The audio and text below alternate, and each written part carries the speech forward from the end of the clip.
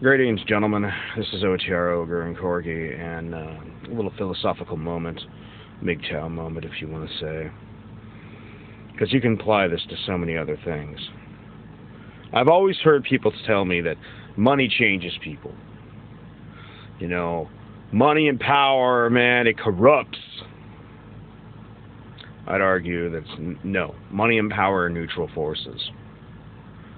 But I know people are going to say, I know this guy, and he was great before he got all that money, and then he turned into a fucking asshole. This politician was great when they were at the grassroots, but once they got big power, they changed.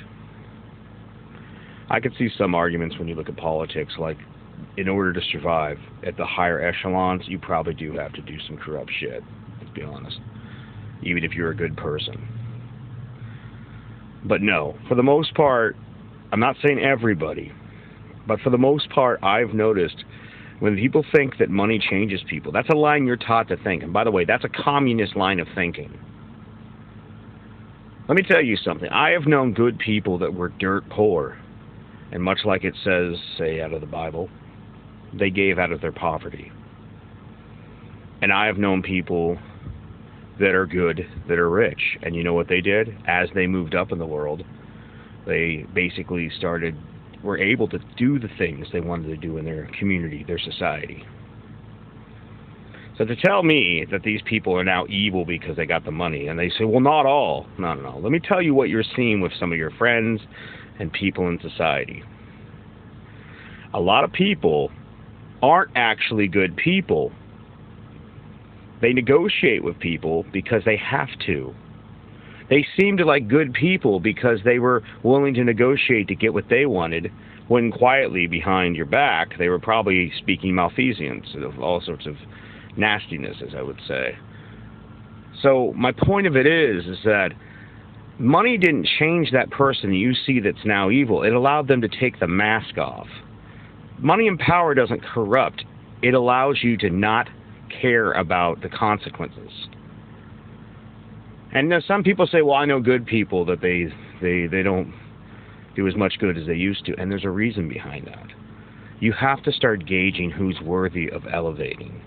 In the sense that if you have had people take advantage of you, your goodness, your kind heart, you have to then spend your time making sure that someone's vetted. For instance, do you expect good things to come to you when you've done no good things for others? If you go out, say, and you want to be associated with people that are important in your city council or whatnot, what charities have you donated your time to? You don't have to be rich to do such a thing. And so the good people who see people that are actually contributing to their community, they're more likely to say, yeah, I know that guy, and he may not look like much, but he's a really great guy, and he's done a lot, you know. He contributed for, you know, working on the sidewalk to rebuild this, or he helped pick up trash off the beach. He or she, I should say. The point of it is that when you think that the situation power corrupts, there are corrupt people that are attracted to power, because it's a fast track. And they were negotiating while they had to, and the moment they don't have to, the mask comes off. And you get to see who the real motherfucker is. So this fallacy to teach people not to seek money and power, to be humble, this is partially Christianity and communism combined, in my opinion. You know, like, be passive and let the state, let the state does as it does, pay Caesar. And then this whole hatred of wealth. Even though it's with the communists and the socialists, the hatred of wealth is such an ironic thing, considering how many of these people want to go work in a shoe factory when they could probably work in a factory right now and contribute to society and make their daily bread, no problem. But no, they want what the higher echelons have immediately without any work. These people are inevitably greedy, envious people. These are the people that would take off the mask of civility the moment they have the power. And so, this dogma that we're taught from a young age, we want to all be wealthy, but we're taught to hate the wealthy. It's not consistent. And philosophically, as far as just measuring people, scaling people, You can't sit there and say that everybody who got money is a fucking evil person, because it's not true.